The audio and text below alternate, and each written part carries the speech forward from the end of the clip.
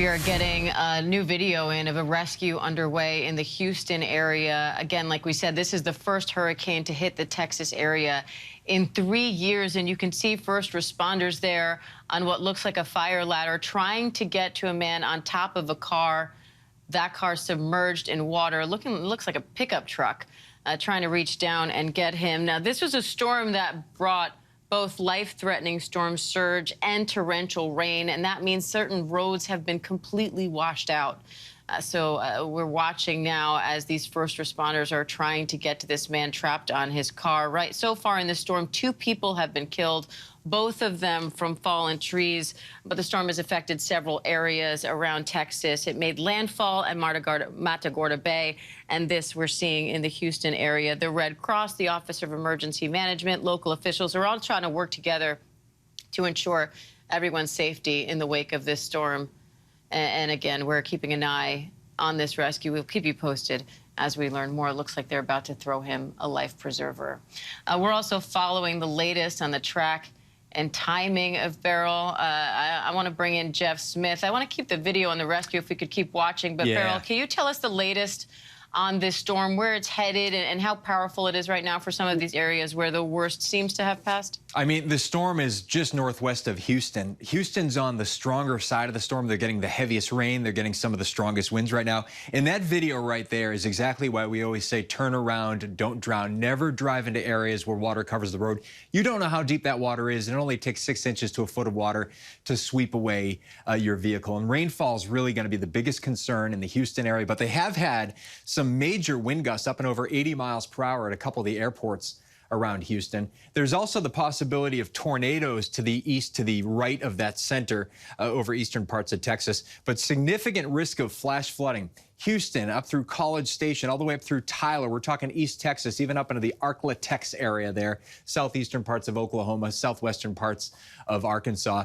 And this whole time, and I know, Diane, you were mentioning this, you're getting an onshore flow, so this is causing the storm surge. So you're getting a 4 to 7 foot storm surge into Galveston Bay. That's in addition to all that rainfall which is coming down. It makes the water very difficult for it to drain back into the Gulf of Mexico, and that's where we're just going to be seeing a lot of water everywhere as long as that onshore flow continues along with that heavy rainfall. So tracking the storm heads up towards, say, Lufkin, could have 50-mile-per-hour wind gusts there. It'll continue to weaken. I mean, it's a tropical storm right now, but that doesn't minimize the effects that it could have. It's still going to have a ton of moisture associated with it. It moves up into, say, Texarkana by later on this afternoon, and then it continues accelerating off to the north and east thereafter. In fact, we have flood watches all the way up into southern parts of Illinois, southwestern parts of Indiana for the middle part of the week, and then this heads up into the Great Lakes. It'll weaken as it does so, but it will really drive a lot of moisture and humidity up the East Coast. And as far east as the I-95 corridor,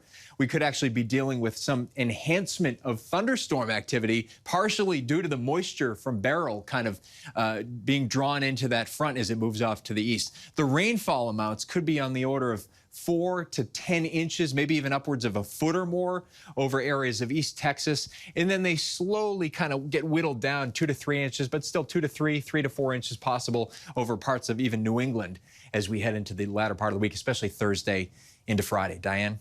Jeff, thanks. And I want to go back to, again, this live rescue that we're seeing play out in the Houston area. A man is on top of a pickup truck that's almost half submerged, if not more, in water. First responders are from a ladder. They've thrown him a life preserver.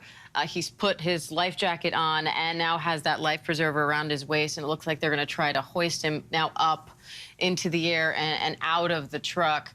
But as we said, the storm is now downgraded. Hurricane Beryl is now downgraded to a tropical storm. You can see how powerful that storm still is, and also how powerful the water is that this storm has brought to this area. It made landfall as a Category 1 in Matagorda Bay. This is in the Houston area, and we're still seeing, again, those floodwaters coming in, submerging this car. And they're trying to get this man up now. OEM, Red Cross, local leaders are all working together to try to ensure everyone is out to safety. And Jeff, if you could just help me explain what's happening here and talk about the power of these waters, because sometimes it's hard to understand when you're not in them, how difficult a rescue like this is. Well, I mean, just to illustrate the power of moving water, water weighs nearly a ton per cubic yard.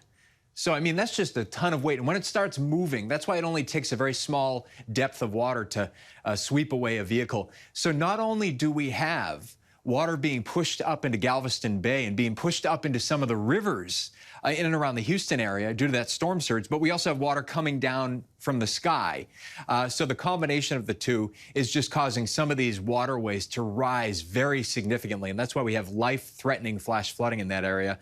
It looks like right now, though, this guy's gotten lucky. I mean, wow. That's some incredible video right there that we're seeing live. Yeah, they're clearly moving very carefully to keep him safe, but looks like they're just bringing him slowly along to shore. I'm guessing those are firefighters and maybe other first responders there, but he looks like he is now safe on solid ground. Jeff, can you talk about how quickly these flash floods can hit and how easy it is to drive into what you think are safe waters and the puddle that your car can drive through and then realize you're actually in deep waters? The problem is, you don't know, you really don't know how deep that water is, especially in a nighttime type of scenario, but even during the day. That's why we tell people never drive into areas where water covers the road, because it only takes a very small depth of water to actually start sweeping away your car, maybe 6 inches to a foot of water, especially if it's going quickly. And speaking of quickly, these rivers can just rise so quickly. We had that high tide this morning. We have that onshore flow, again, driving that storm surge